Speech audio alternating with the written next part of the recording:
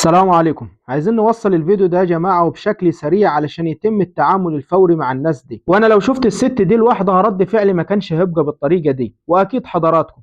لكن طالما معاها اطفال، معاها بنات كبار وصغيرين، ما ينفعش اللي بيحصل ده تمام. علشان كده بقول لكم عايزين الفيديو ده يوصل، لو مش علشان الست يبقى علشان الاولاد اللي حواليها، لان واضح جدا انها غير امينة عليهم. اللي بعت لي الفيديو قال لي هم يوميا بالطريقة دي، والمكان في محافظة الجيزة شارع فيصل، وبالتحديد أمام عمارة منتصر بين محطة الطلبية والعشرين.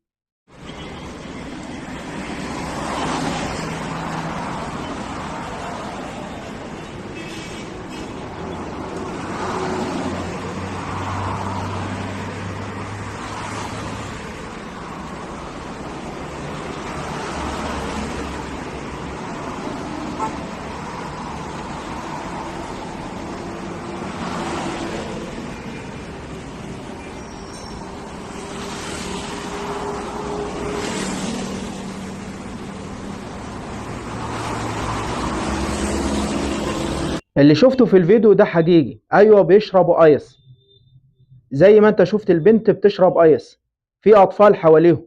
يعني معلش، انت شفت الأم بتشرب ايه بالظبط؟ يعني الأم غير أمينة على أولادها. إذا كان هي راضية إن بنتها تعمل كده وبتساعدها وبتشرب معاها، لسه في أطفال تاني صغيرين هيطلعوا بنفس الطريقة ويمكن أنيل. وبقول كده علشان هم شايفين الأم والأخت الكبيرة بتعمل كده والولد الكبير بيعمل كده، فإيه اللي هيتم يعني من العيال الصغيرين، سواء اللي على الفرشة ولا اللي قاعدين من بره، شايفين أمهم وأختهم الكبيرة بيعملوا كده، هيطلعوا يعملوا إيه يعني؟ علشان كده بقول الست دي غير أمينة على اللي حواليها. ولو أنا شفتها لوحدها هي اللي بتعمل كده، رد فعلي أكيد يعني ما كانش هيكون بالطريقة دي.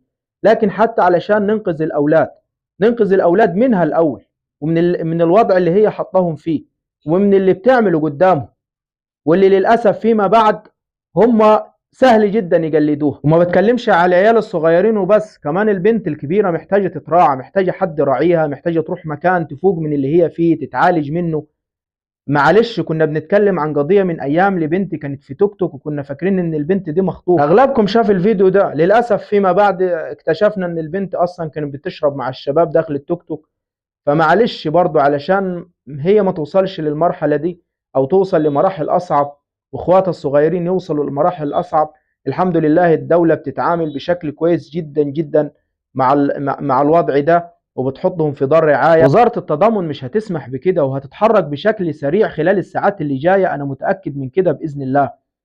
يعني أنا قلت لكم عايزين ننقذ حتى العيال الصغيرين، الأطفال دي تتراعى، البنت تتعالج، والأم بإذن الله تتعالج ويكونوا في مكان أحسن من كده.